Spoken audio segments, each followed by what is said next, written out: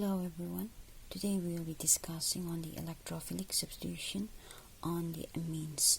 Now, electrophilic substitution reaction of amines normally occurs on the benzene ring because of the high reactivity of the NH2 group. Now, our substrate will be the aniline molecule for the electrophilic substitution reaction. Now, since we know that the lone pair in aniline is very busy in the benzene ring because the lone pair takes part in resonance. Therefore, the lone pair is not available for donation. Now, the electrophilic substitution reaction is of three types for amines. The first is the bromination, sulfonation, and we have the third one is anhydration. Now, since in aniline we know that in the resonating structures, the ortho and the para positions, the electron density is very high, and therefore the NH2 group is an ortho and para directing and a powerful activating group. Now let us first check the first reaction, that is our bromination reaction. Now in the bromination reaction, aniline reacts with bromine water at room temperature. Our aniline reacts with bromine water at room temperature to give a white PPT. Now this white PPT we know that the ortho and the para groups have high electron density. Therefore, the NH2 group will be ortho and para directing group. Now, when bromine water, we will get a white precipitate here. A white PP will get a white PPT plus 3 HBr. Now, due to the high reactivity of the NH2 group, substitution reaction occurs in all the three positions. That is, these are first the functional group here. Therefore, this is ortho, meta, para. Here's meta and ortho. The two ortho groups and the para group, they will all be substitution will occur in all the three positions because of the high reactivity of the NH2 group. And our electrophile, since our aniline acts as a base, now there are electrophile. The electrophile here will be our Br plus. Now this is our product here, white PPT. Now, if we want, the main problem, however, encountered during electrophilic substitution reactions of aromatic amines is that because of the high reactivity of the NH2 group, the substitution occurs at the ortho and the para positions. Now, if we were to prepare mono-substituted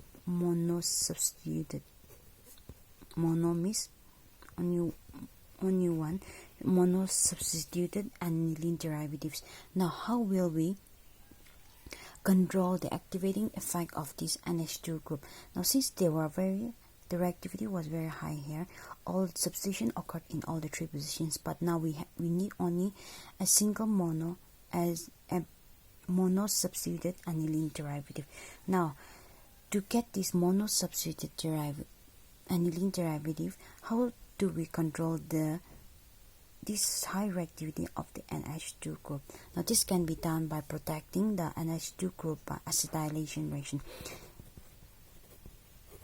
Acetylation reaction can be done to protect this NH2 group by controlling its reactivity. Now, the reaction here can be done as this is our aniline molecule. Now, aniline molecule, when it reacts with an anhydride or pyridine,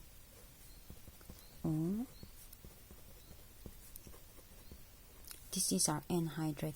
Now, the lone pair comes and attacks the carbon atom. Now, this goes up, back bonding occurs, and this, along with the two bonding electron, this group leaves. Therefore, there will be removal of CH3, COO,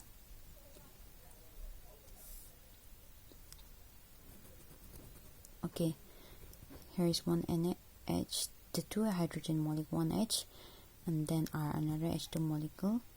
This along goes here. Now therefore, since this bond has moved here along with the two bonding electron, the proton comes and attaches here. Now the removal of an acid we will be getting here,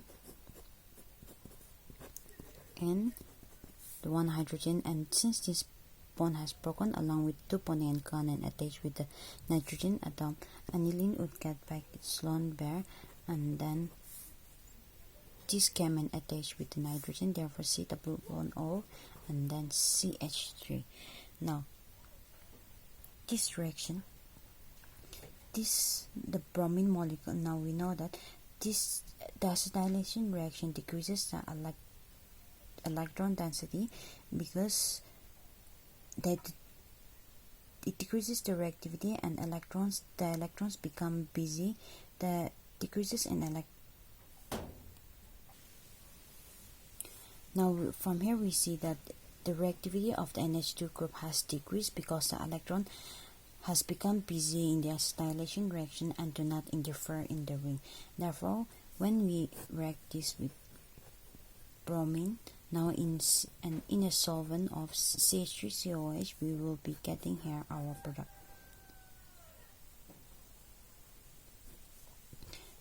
NH double bond O CH3. Now the main part comes here. Now the bromine water here does not attach to the ortho position, because if it were the bromine were to attach here, there would be steric hindrance because of the bulky group. Steric hindrance would occur. Therefore, the bromine goes and attaches to the para position. Therefore, our bromine would be come and attach here, and on hydrolysis we will be getting our product. That is, on hydrolysis we will be getting our product here. Now by this acetylation reaction we can obtain a monosubstituted aniline derivative. Now if acetylation had not occurred, then all the three positions of the two ortho position and the para position would have been occupied. Substitution would have occurred in all the three positions because of the high reactivity of the NH2 group. But now when we did acetylation with the aim to get only a monosubstituted aniline derivative, the reaction occurred, and then since the bromine would have also attached at the ortho position, but if it were to attach at this ortho position, steric hindrance would not compel them to attach here, and also since the para position would be more symmetry to the molecule, therefore the bromine atom attached on the para position, thereby we get our resulting product here. Thus this is the bromination reaction, the electrophilic substitution reaction of bromination reaction in amines. In the next videos I'll be discussing the sulfonation reaction and the nitration of amines.